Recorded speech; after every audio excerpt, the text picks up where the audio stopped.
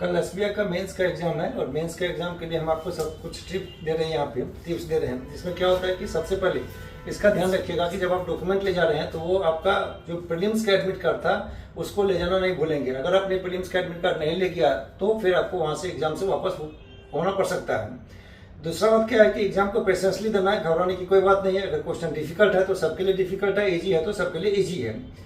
यहाँ पे क्या है कि नो नेगेटिव, मतलब अगर आपको जितना पता है मैथमेटिक्स, रीजनिंग, इंग्लिश और जीके में, बस उतना ही करके आएंगे। आपको नेगेटिव की तरफ एकदम देखना भी नहीं है, झांकना भी नहीं है, कोई रिस्क नहीं लेना है, क्योंकि वहां पे आप कोई ट्राई करने नहीं जा रहे हैं, आप फाइनल सिलेक्शन होने के लिए जा रहे हैं। दूसरा है क्या कि no need to try the new question. आपने घर में जितना भी मॉक टेस्ट दिया या घर में जितना भी आपने क्वेश्चन को सोल्व किया, अगर उस टाइप का क्वेश्चन मिले तो सबसे पहले उस टाइप का क्वेश्चन को करेंगे। वहां पे कोई आप एक्सपेरिमेंट करने नहीं जा रहे हैं कि हम नया क्वेश्चन बनाते हैं, बना के ही दम लेंगे। तो इसको थोड़ा सा ध्यान रखिएगा।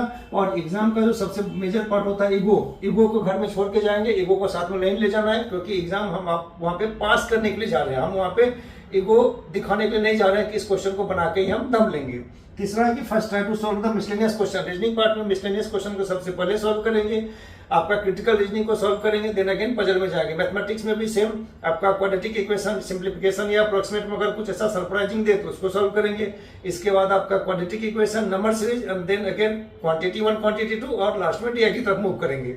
और डोंट लूज पेशेंस। कभी कभी क्या होता है कि अगर आप क्वेश्चन नहीं बन पा रहा है तो आपको लगेगा कि शायद हमसे नहीं बन पा रहा है, बाकी सब बच्चे बना रहे हैं। ऐसा कुछ नहीं होता है। क्वेश्चन का लेवल अगर डिफिकल्ट है तो सबके लिए डिफिकल्ट है, इजी है तो सबके लिए इजी है। उसमें से कुछ 2-4 बच्चे ऐसे होते हैं कि जो डिफिकल्ट क्वेश्चन को भी सॉल्व करते हैं। तो यहाँ पे पेशेंस लूज करने की कोई जरूरत नहीं है। और जीके पोर्शन में, स्पेशली जीके पोर्शन में अगर आपको नहीं पता है तो एकदम रिक्वेस्ट है कि इसमें निगेटिव नहीं करके आएंगे। अदरवाइज क्या होगा, ये मार्क्स आपका मेथड रीडिंग से कटेगा और अल्टीमेटली आपका कट ऑफ से बिलो आ जाएगा। तो सारी चीज को ध्यान में रखते हुए कल के लिए सभी को बेस्ट ऑफ लक। एकदम मन से एग्जाम दीजिए और इतना अच्छा से एग्जाम दीजिए ताकि रिजल्ट का एक्सपेक्टेशन रहे कि यस इस बार मेरा होगा ही होगा। नंबर ऑफ सीट ज्यादा है, इसीलिए क्वेश्चन का लेवल भी थोड़ा सा मॉडरेट टू डिफिकल्ट रहेगा। तो पेशेंस लूज नहीं करना है, कोई घबराहट की बात नहीं है। आपने प्रीलिम्स पास किया है, ऐसे भी आप योद्धा हैं, तो योद्धा को युद्ध के मैदान में कूद जाना है। तो फिर से एक बार सभी को बेस्ट ऑफ लक। अच्छा से एग्जाम दीजिए कल और रिजल्ट का एक्सपेक्टेशन रखिए कि इस बार होना ही चाहिए और होना ही होगा।